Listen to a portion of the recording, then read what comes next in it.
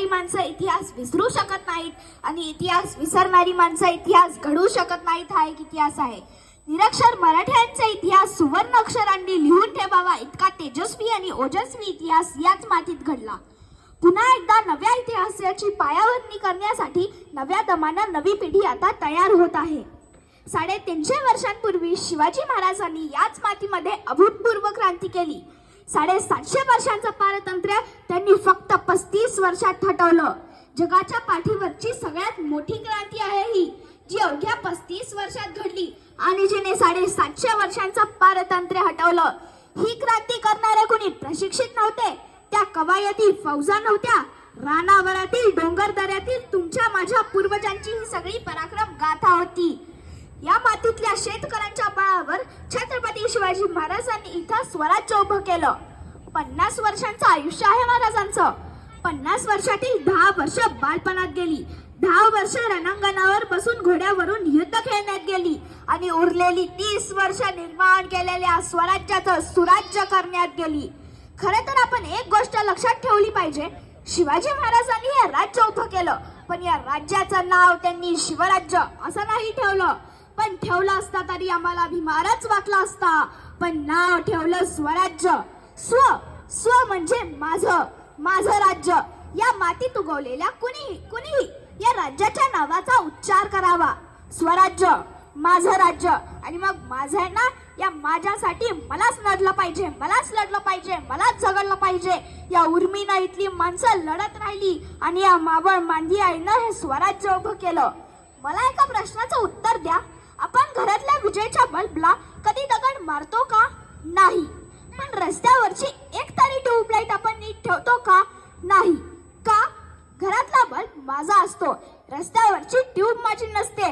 ज्या दिवशी रस्त्यावरची ट्यूब माझी होईल त्या दिवशी हा देश महासत्ता होईल. ही सगळ्यात महत्वाची गोष्ट आहे. त्यामुळे हे माझं आहे आणि मग माझं आहे ना, या माझ्यासाठी मलाच उभं राहिलं पाहिजे. ही सगळी प्रेरणा छत्रपती शिवाजी महाराजांनी दिली. हे सगळ्यात महत्वाचं.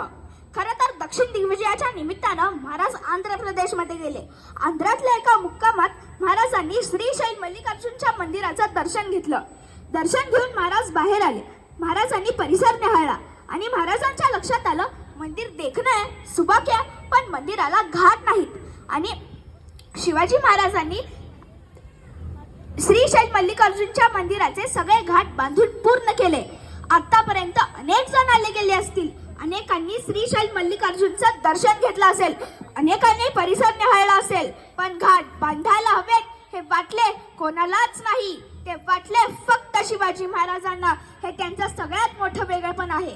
घाट बांधून झाले आणि एके दिवशी महाराजांनी श्रीशैल मल्लिकार्जुनचं दर्शन घेतलं आणि शिखराचं दर्शन घेण्यासाठी महाराज बाहेर आले. महाराजांच्या लक्षात आलं की मंदिराच्या छतावर प्रत्येक कोपऱ्यात एक गोपूर आहे, पण चौथ्या बाजूचं गोपूर बांधायचं राहिलंय, ते अपूर्ण आहे. महाराजांना तत्काळ वाटलं, हे अपूर्ण राहिलेलं गोपूर बांधायला हवं. महाराजांनी आंध्र प्रदेशमधील काही मजूर बोलावले आणि त्यांना सांगितलं, हे पूर्ण राहिलेलं गोपूर बांधून पूर्ण करा. किती खर्च येईल? मजुरांनी रक्कम सांगितली. महाराजांनी तत्काळ पैसे दिले आणि महाराज पुढच्या मोहिमेवर निघाले. महाराजांनी दिलेल्या रकमेच्या बळावर आंध्र प्रदेश मधल्या मजुरांनी श्रीशैल मल्लिकार्जुनच्या मंदिराचा त्या चौथा गोपूर बांधून पूर्ण केलं. आणि गोपूर बांधून पूर्ण झाल्यावर ते सगळे मजूर एकत्र बसले. ऐसा राजा होणे नाही. कित्येक आले गेले, कित्येकांनी दर्शन घेतले, कित्येकांनी शिखरही पाहिले. चौथे गोपूर बांधावयाचे राहिले हे अनेकांनी पाहिले, पण ते बांधावे असे वाटले कोणालाच नाही.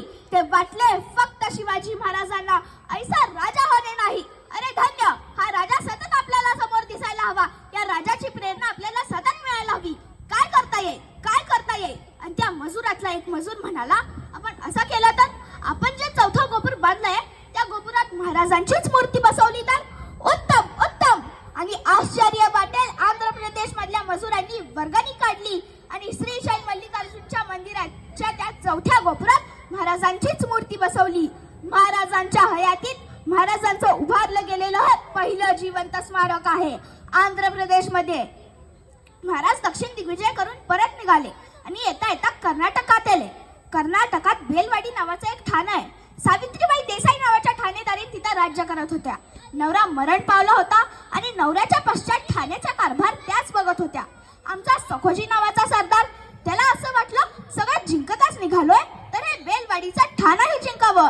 त्यानं मोजकं सैन्य घेतलं आणि बेलवाडीच्या ठाण्यावर हल्ला चढवला. पण बाई मोठ्या चिवट आणि जिद्दीच्या त्यांनी सखोजींचा सपशेल पराभव केला. आपला पराभव झालाय हे जर महाराजांना कळलं तर सखोजींनी आणखी बलाढ्य फौज गोळा केली आणि पुनश्च ठाण्यावर हल्ला चढवला. पण यावेळी मात्र सावित्रीबाईंचा पराभव झाला. विजयाच्या उन्मादात सखोजींनी सावित्रीबाईंना कैद केलं. महाराजांच्या सामने चला आणि कैद झालेल्या सावित्रीबाई निघाल्या. अचानक थबकल्या, गर्दिशी मागं वळाल्या.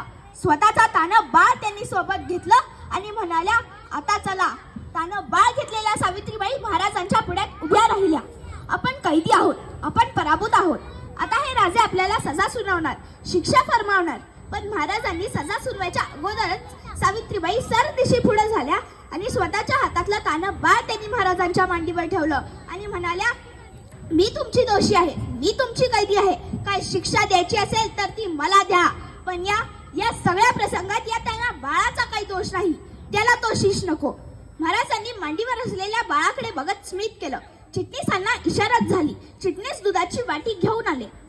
महाराजांनी मांडीवर असलेल्या बाळाला चमच्याने दूध पाजलं आणि दूध पाजून झाल्यावर महाराज त्या मांडीवर असलेल्या बाळाकडे बघत म्हणाले, हा आमच्या मांडीवर जो आहे ना, हा आमचा भाचा आहे. हा आमचा भाचा आहे म्हणजे तुम्ही आमच्या बहीण झालात. मग कुठला भाऊ बहिणीचं राज्य बळकावतो, कुठला भाऊ बहिणीला सजा देतो?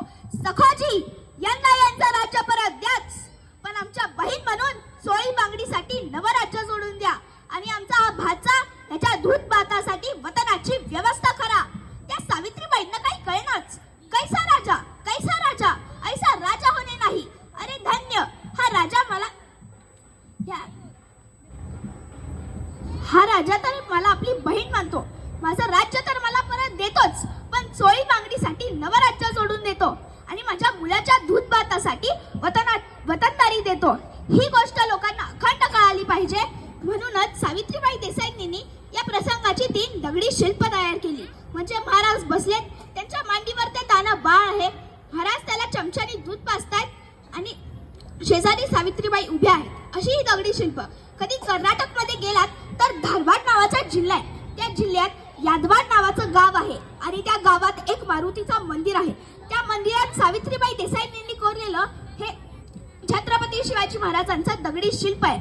महाराजांच्या हयातीत महाराजांचं उभारलं गेलेलं हे दुसरं जिवंत स्मारक आहे कर्नाटक मध्ये. अशी अखंड स्मारकं सह्याद्रीच्या छाताडावर तुम्हाला जागोजागी दिसतील. ती पराक्रमाची आहेत, ती शौर्याची आहेत, ती अभिमानाची आहेत, ती स्वाभिमानाची आहेत, ती उदात्ततेची आहेत, ती मंगलतेची आहेत, ती भव्यतेची आहेत, ती दिव्यतेची आहेत, ती पावित्र्याची आहेत, ती चारित्र्याची आहेत. छत्रपती शिवाजी महाराजांचा कोणताही पैलू घ्यावा तो सर्वोत्तम, सर्वोत्कृष्ट आणि सर्वोच्चच आहे. धन्यवाद. जय भवानी, जय शिवराय. जोरात टाळ्या वाजवा अजून.